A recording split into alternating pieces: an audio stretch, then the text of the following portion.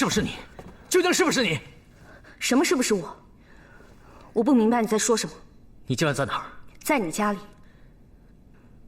可有离开过？有。什么时候？有多久？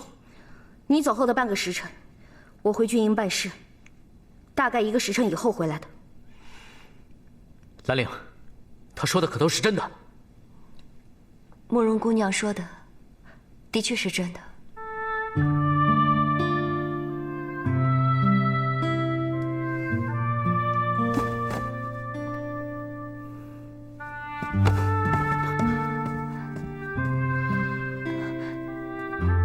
他走了。哼，他做贼心虚，当然要走。大大，你怀疑慕容姑娘就是那黑衣人？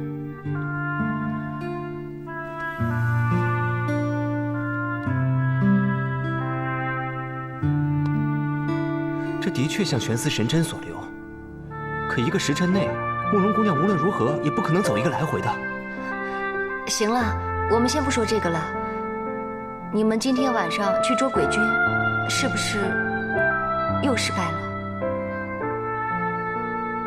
其实也不算完全失败，至少我们找到了一件鬼君用的衣袍。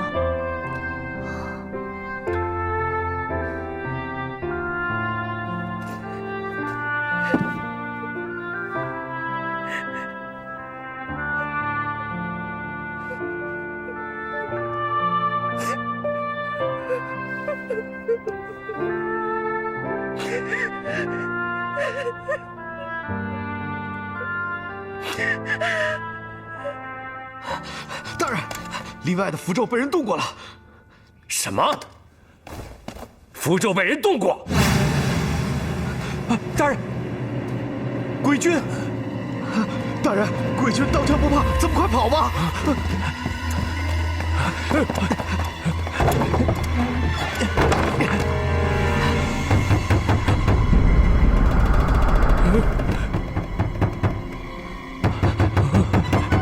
一定是符咒被动，惊扰了鬼魂。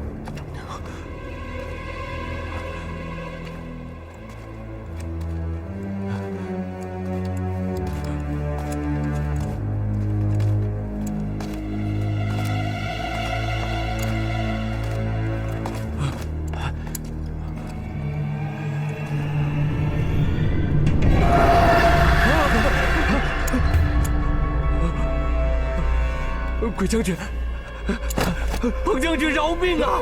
冤有头，债有主，将军的死跟在下是一点干系也没有啊，将军。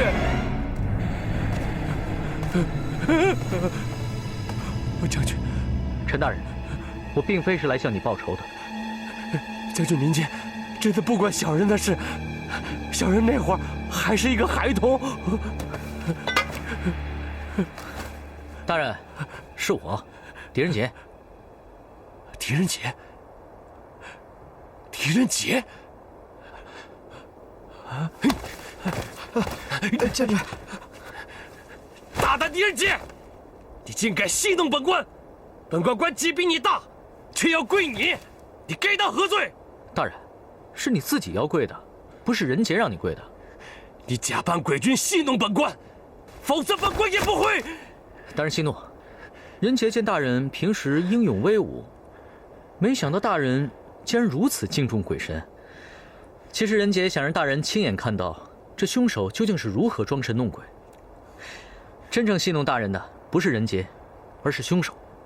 就算是这样，如果今天你不给我一个满意的答复，本官一定不会饶了你。是。大人请看，这3片叶子是仁杰在木屋外12鬼君出现的地方发现的。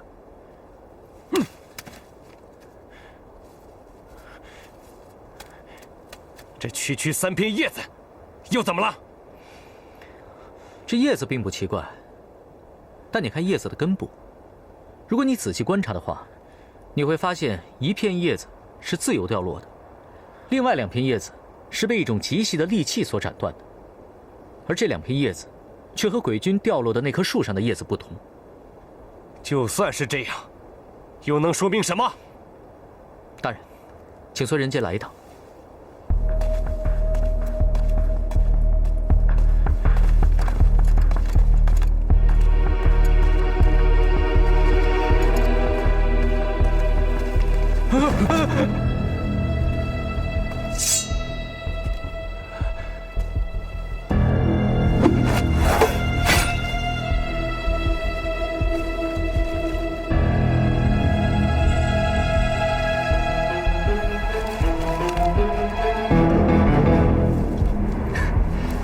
大人，怎么样？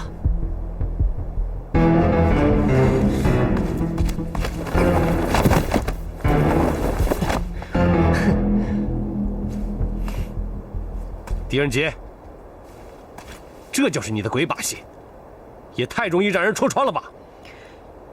可是如果将假的人偶混在真人之间，大人又不敢接近，恐怕就难分辨真假了吧？可这人偶上去之后，又是怎么藏起来的？这么大一团黑乎乎的东西，咱们不可能看不见。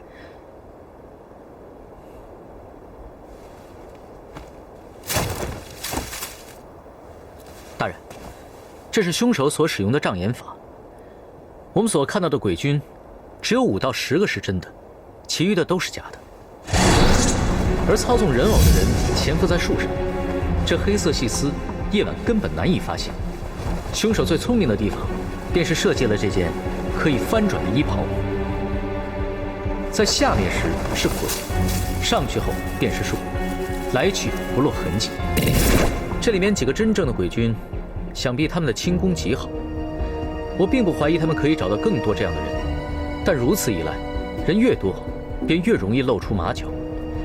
还有，他们用飘在空中的鬼君来吓我们，让我们转移注意力，所以仁杰才会将铁笔刺向了漂浮在空中的鬼君。我再补充一点，鬼君出现或消失前后，鬼将军会想办法吸引我们的注意力，因为他要为鬼君的出现和消失争取哪怕1瞬的时间。既然狄大人能得到这件设计精妙的衣袍，想必是抓到鬼君了。昨晚我们设计伏击鬼君，本来就要成功了，却突然出现了一个神秘高手，救走了鬼君。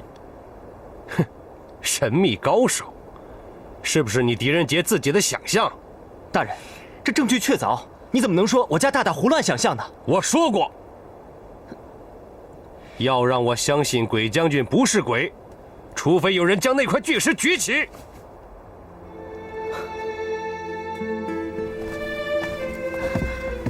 啦？怎么了？这个陈正真是太过分了，明明证据确凿，还故意刁难，非要大大举起那块巨石。我早就说过，这个陈正根本就是有问题。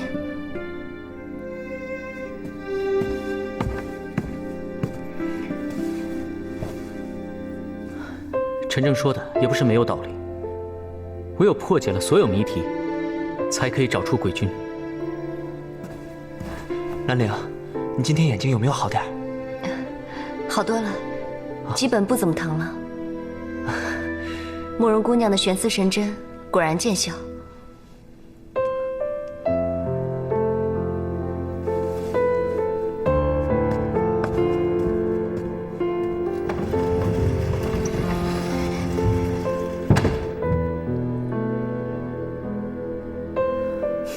姐姐，你变了。你干嘛为了不让傻书生难过，就处处袒护那个女人？我不是袒护，我只是实话实说。这还不是袒护？走，咱们出去逛逛，买你最爱吃的油炸糕。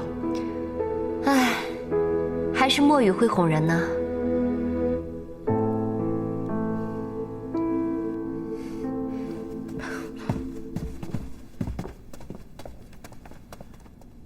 我们两个在一起，就是为了不再趟着浑水。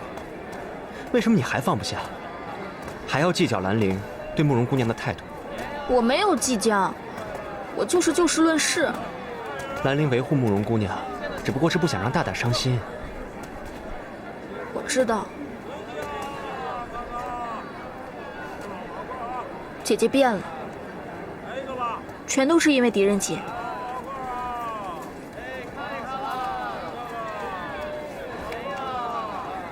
这条路我们还得继续走下去。走，咱们去买油炸糕。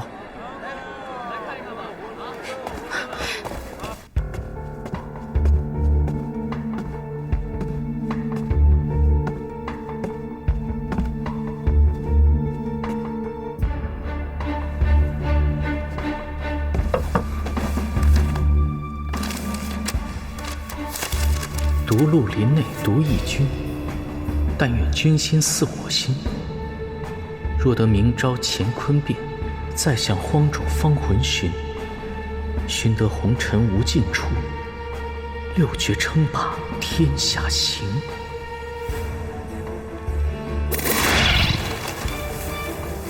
人到海水深，不抵相思半。是申大人的字迹。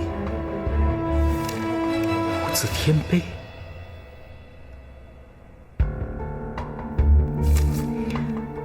寻得红尘无尽处，六绝称霸天下行。陆红尘的宝藏就是红尘六绝。太好了，兰陵的眼睛有救了。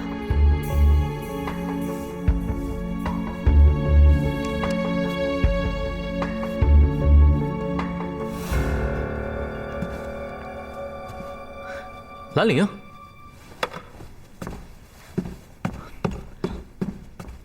来，快坐。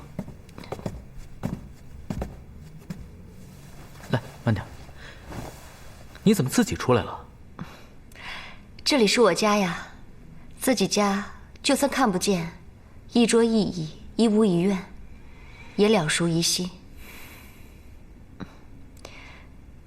狄仁杰，你一直把自己关在屋子里，是不是还在为慕容姑娘的事情难过？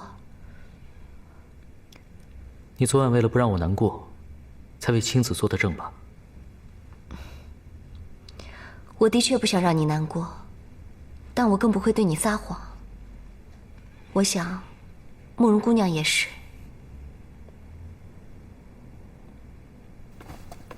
噔噔，新鲜出炉的油炸糕，来一个。兰陵，你尝尝。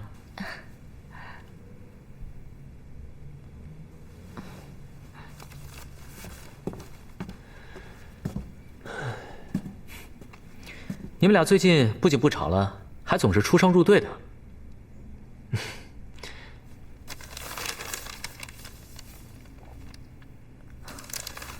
这是什么呀？哦，那是无字天碑的碑文，我凭记忆记下来的。对了，你们清早有没有看到什么人来过？没有。没有啊。奇怪了，是谁把信放在我桌子上的？什么信啊？是这个吗？对。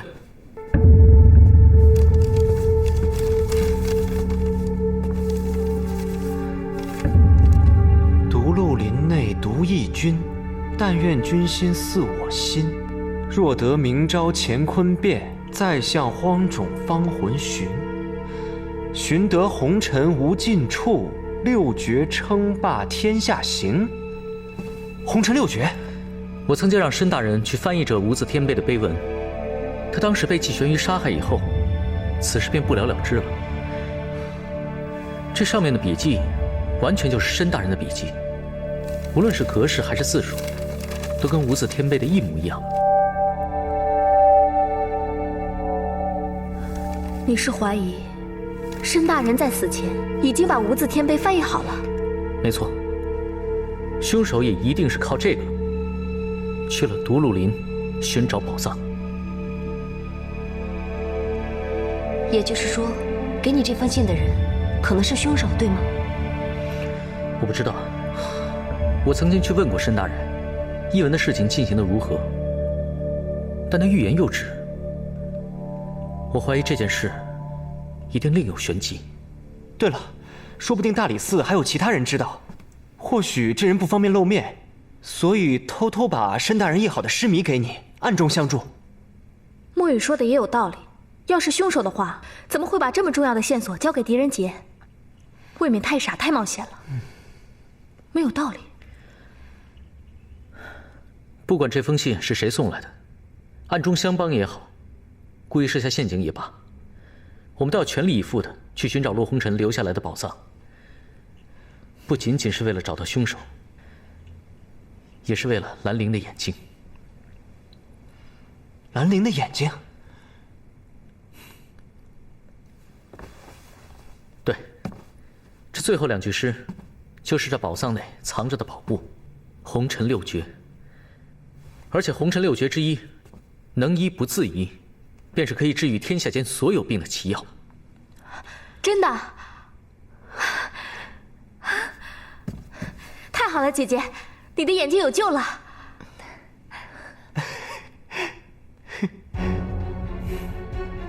若得明朝乾坤变，明朝即是每天清晨太阳升起的时候，所以明朝指的是迎日。这迎日亭在林中最东，是最早迎接太阳的地方，也是这寻宝谜题开始的地方。可是，怎么样才能做到乾坤变呢？难道让这里天地变色不成吗？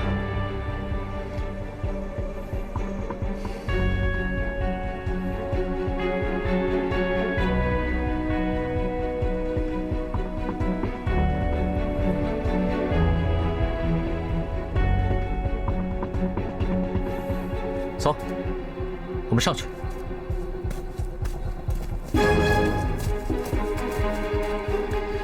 这迎日亭的周围都是天然形成，只有这个石塔阵是人工造出来的。若得明朝乾坤变的玄机，很可能就藏在这个石塔阵里面。你们看，它像一个什么？一个围起来的圆。没错，一个大石塔围起来的圆，将2个小石塔围了起来。是8个石塔围成的圆，是太极八卦阵。这8个石塔上，每一个石塔都有3道纹理，代表着易经的八卦。而中间的2个小石塔，代表着乾坤两极，一个为阴，一个为阳。莫非是将2个小石塔互相调转，也就是阴阳倒转？可以一试。慢点。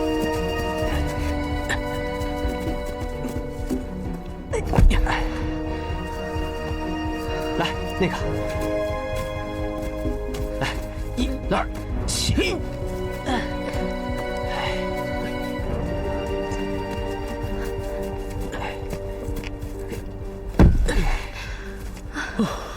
幸好这石塔矮小，还是空心，要是像木屋里的巨石那样，就麻烦了。把那个搬过去吧。嗯，走。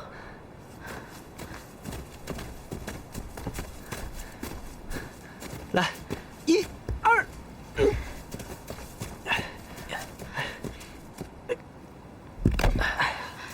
好了，大功告成。不知道这乾坤倒转之后，洛红尘会给我们怎样的惊喜？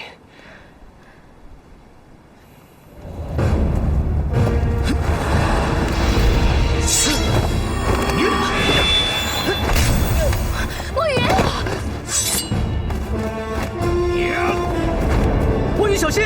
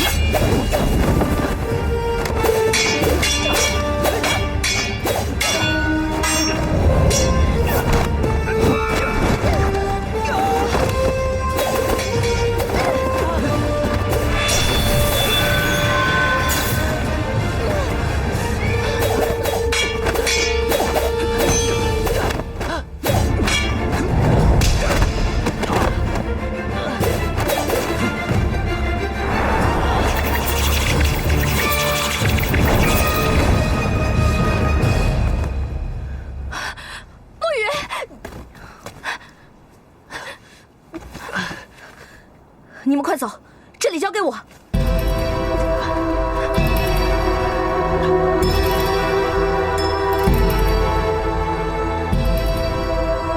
走啊！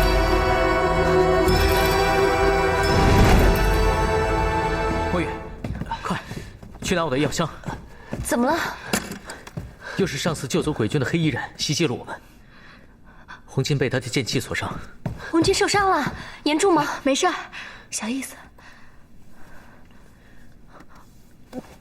怎么样？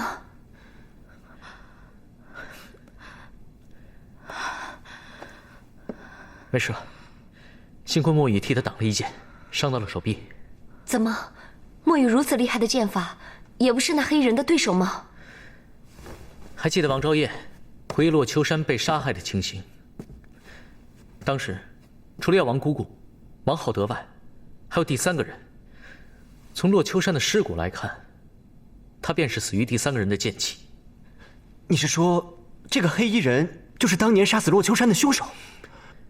会使用剑气的人，这世上很难找出第二个。当年他为了红尘六绝，现在同样为了红尘六绝。这个红尘六绝竟然如此诱人，可以让人为其疯魔一生。六绝称霸天下行，让人疯狂的不是红尘六绝，而是这高高在上的皇位。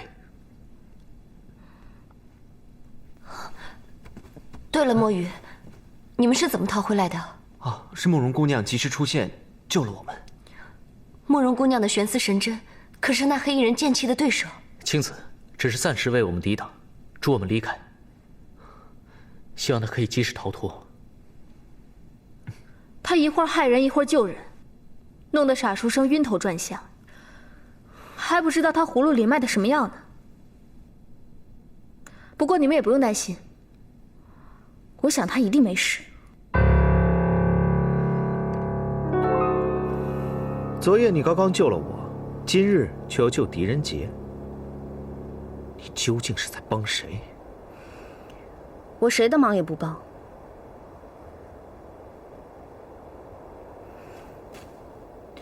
我只是听从主上的命令。哼，少拿主上来压我！还有，你竟敢把尸迷交给狄仁杰，你是不是对他于情未了？尸迷是我交给狄仁杰的。属下恭迎主上。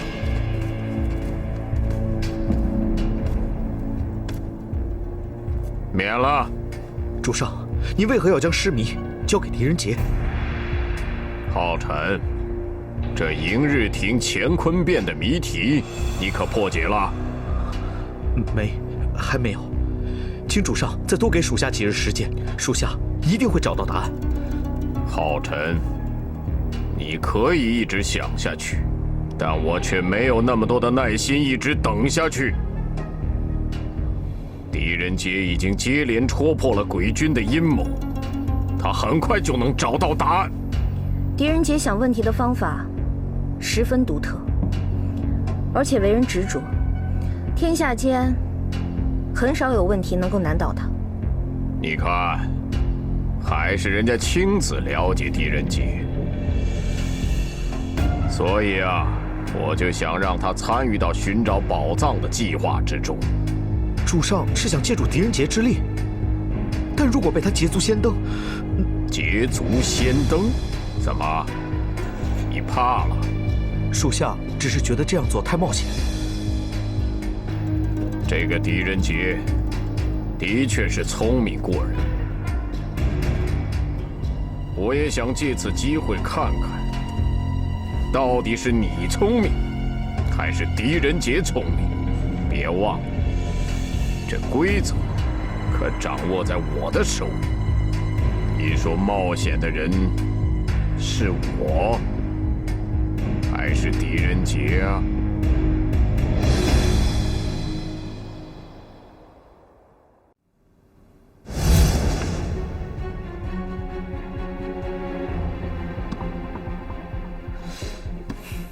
若得明朝乾坤变，若是2个小石塔代表乾坤，那么与其相对的一切是否都要对调？这样下去，岂不是无有尽头？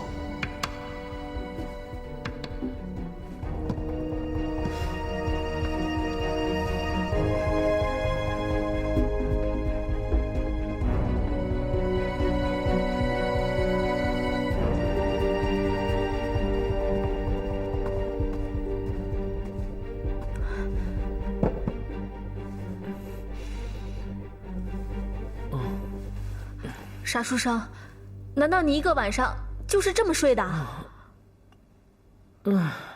一晚上也毫无头绪。解谜，解谜！我看你是被谜给迷上了。你再心急也不能这样啊，伤了身体怎么办？只怕伤了身子，答案也没有找出来。